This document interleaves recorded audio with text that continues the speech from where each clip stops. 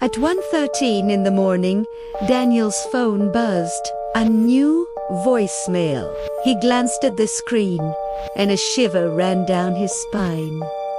The call was from his own number. He frowned, confused. He hadn't called himself. Maybe a glitch. He pressed play, holding the phone to his ear, a sense of unease creeping in. When the message started, he froze. The voice was his own. A desperate, strained whisper, "Don't go home." The voicemail was 47 seconds long. Beneath the whispering, he could hear heavy, ragged breathing and the distinct sound of traffic, as if he was standing on a busy street corner. Then his own voice spoke again, the words laced with terror. "If you're hearing this, it already knows." The message dissolved into a burst of static and then ended. His heart hammered against his ribs. He immediately checked his call history. Nothing.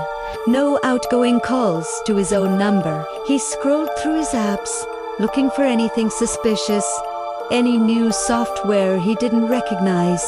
There was nothing. It was just his phone, the same as it had been 5 minutes ago, but the timestamp on the voicemail was undeniable. It was recorded just 3 minutes earlier, while he was driving home. Alone. His phone buzzed again, the vibration making him jump. Another voicemail. This one was much shorter. Just 3 words, whispered in that same chilling voice. "It's in the house." Daniel let out a shaky, nervous laugh. This was impossible. He lived alone in a small apartment on the 3rd floor. It had to be a prank. A very elaborate, very strange prank.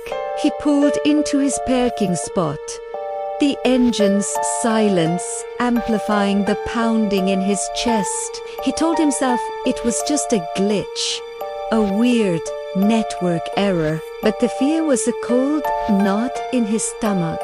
He got out of the car and walked towards the building, his keys jingling nervously in his hand. When he finally opened his front door, an unnatural quiet greeted him. The air inside felt heavy, stagnant, like the stillness after a storm. It felt like someone had been inside, watching, waiting. The hallway light flickered erratically, casting long, dancing shadows on the walls. He noticed his bedroom door was slightly ajar. He never, ever leaves it open. It was a small habit, but one he was certain of. His phone buzzed for a 3rd time. Another voicemail, but this time was different. He didn't touch a single button, but the message started playing on its own, the speakerphone blasting the sound into the silent apartment. This time, there was no whisper, just breathing and footsteps. Slow, deliberate footsteps echoing from inside his apartment. He slowly, hesitantly turned his head toward the bedroom. As he did, the footsteps in the voicemail stopped. So did his.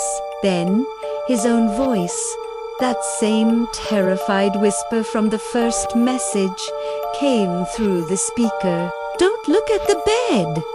His body screamed at him to run, to get out of the apartment and never look back.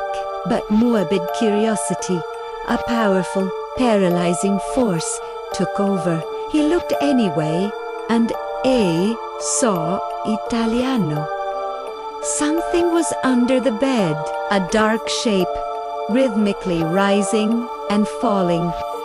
It was breathing. At that exact moment, his phone camera suddenly turned on, switching to the front-facing view.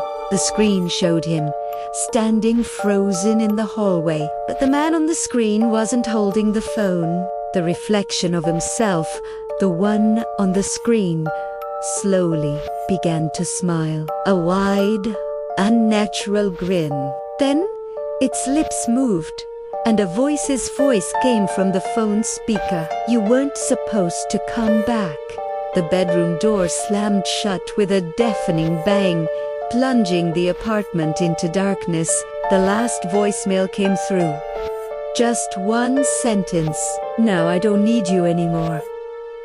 When the police arrived, they found Daniel's apartment completely empty. His phone lay on the floor, still recording video. The final clip shows the dark, silent hallway.